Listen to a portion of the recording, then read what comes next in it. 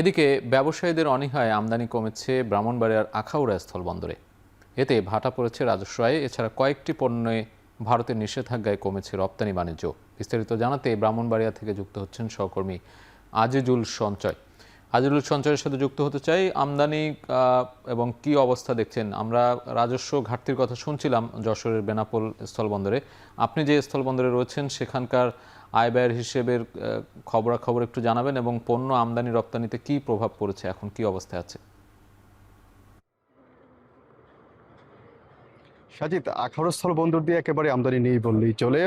চলতি যে অর্থ বছর অর্থাৎ বিগত যে অর্থ বছর যেটি শেষ হয়েছে 2025-26 অর্থ বছর, এই অর্থ বছরের কিন্তু সবশেষে 6 মাস, সবশেষ 6 মাসের মধ্যে কিন্তু একেবারেই পণ্য আমদানি বন্ধ ছিল। মূলত এখানকার যারা ব্যবসায়ী আছেন তারা যেটি বলছেন যে আখাউড়া স্থল বন্দরের পাশে কিন্তু ত্রিপুরা রাজ্য, অর্থাৎ এই বন্দর দিয়ে যেসব পণ্য আমদানির অনুমতি রয়েছে তার বেশিরভাগই কিন্তু ত্রিপুরার বাইরের রাজ্যগুলো থেকে আনতে হয় এবং এসব পণ্য আমদানি করে আসলে তারা খুব ভালো মুনাফা করতে পারেন না এবং সেজন্যই তাদের মধ্যে একটি অনীহা কাজ করে আমদানির ক্ষেত্রে, এবং যার ফলে কিন্তু স্বাভাবিকভাবেই আমদানি না হওয়ার কারণে কিন্তু যে সরকারের যে রাজস্ব আহরণ যে কার্যক্রম সেটি কিন্তু অনেকাংশে ভাটা পড়ে আছে।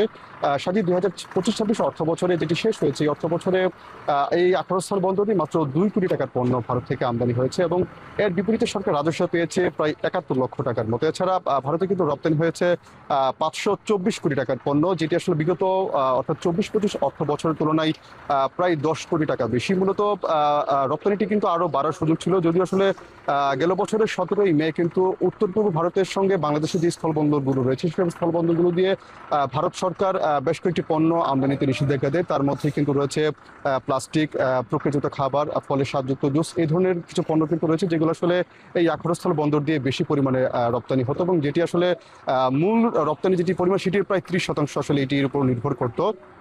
এটি আসলে যেহেতু এখন পর্যন্ত বন্ধ রয়েছে, যার ফলে কিন্তু রপ্তানিতে আসলে খুব একটা গতি নেই। তবে আমরা কথা বলেছিলাম এখানকার ব্যবসায়ীদের সঙ্গে, তারা যেটি বলছেন যে বিগত যেহেতু অন্তর্বর্তী সরকারের সময় যেহেতু একটি কূটনৈতিক টানাপোড়েন ছিল, এখন যেহেতু সেই টানাপোড়েনটি নেই, অর্থাৎ এখন যেহেতু নির্বাচিত সরকার ক্ষমতা এসেছে, সেক্ষেত্রে আসলে এখন যদি দুই দেশের উচ্চ পর্যায়ের আলোচনার মাধ্যমে যদি এই যেই 6টি পণ্যতে আসলে ভারত সরকার নিষেধাজ্ঞা দিয়ে রেখেছে সেই নিষেধাজ্ঞাটি যদি প্রত্যাহার করা যায় সেক্ষেত্রে কিন্তু আসলে পণ্য রপ্তানি আসলে অনেকাংশে বেড়ে যাবে। এছাড়া যেই আমদানির ক্ষেত্রে যেই আসলে পণ্যের যেই সেটি যদি বেরিয়াটি যদি তুলে দেওয়া হয় সেক্ষেত্রে কিন্তু পণ্য আরো আমদানি করবে বলে এখানকার ব্যবসায়ী জানিয়েছেন।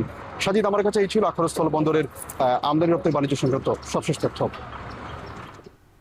সহকর্মী আজিজুল সঞ্চয় যুক্ত ছিলেন ব্রাহ্মণবাড়িয়া থেকে।